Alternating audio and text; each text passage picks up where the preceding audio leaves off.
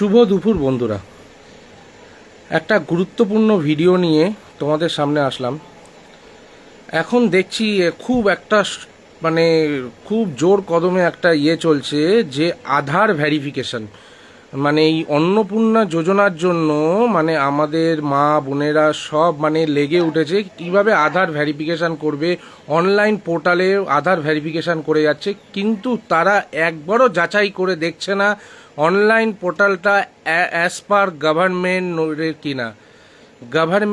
কিনা। গভর্নমেন্ট কোনো নোটিশ ওইভাবে এখনো পর্যন্ত জারি করেনি যে অনলাইন পোর্টালে আধার ভেরিফিকেশন করতে হবে। যদি আধার ভেরিফিকেশন করার থাকে তো গভর্নমেন্টের পার্সোনাল ওয়েবসাইট থাকবে, সেখানে গভর্নমেন্ট মেনশন করা থাকবে। কিন্তু মানুষ জানি না, আমি বলবো আপনারা বিভিন্ন প্ররোচনায় পা দেবেন না। বিভিন্ন জায়গা থেকে ফেক ওয়েবসাইট ইউজ করে আপনাদের কিন্তু অ্যাকাউন্ট থেকে শুরু করে সব কিছু আপনার অন্যের হাতে চলে যেতে পারে ডিটেলস। আপনারা এই প্ররোচনায় পা দেবেন না।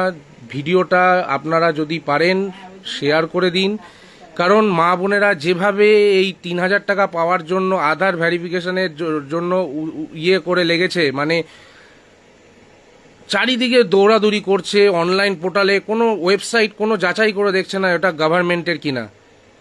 তো আমি একটাই কথা বলবো, কোনো কিছু প্ররোচনায় পা দেওয়ার আগে একবার যাচাই করে নিন। একটা ভুলের জন্য আপনাদের কিন্তু পুরো ভবিষ্যৎ কিন্তু নষ্ট হয়ে যাবে।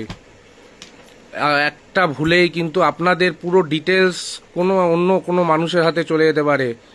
এখন চারিদিকে ফেক ওয়েবসাইট বেরিয়ে গেছে। গভর্নমেন্টের যদি কোনো ওয়েবসাইট বেরিয়ে থাকে সেখানে গভর্নমেন্ট মেনশন করা থাকবে।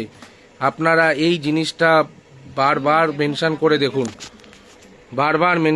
দেখুন, বারবার মিলিয়ে যাচাই করে। যদি আমি এটা ঠিক না ভুল হয়ে থাকি আমাকে কমেন্ট করে জানান। আর ভিডিওটা যতটুকু পারে শেয়ার করে দিন, যাতে মানুষ সচেতন হয়, নালে মানুষ ভুল জিনিসে পা দিয়ে দেবে। Thank you.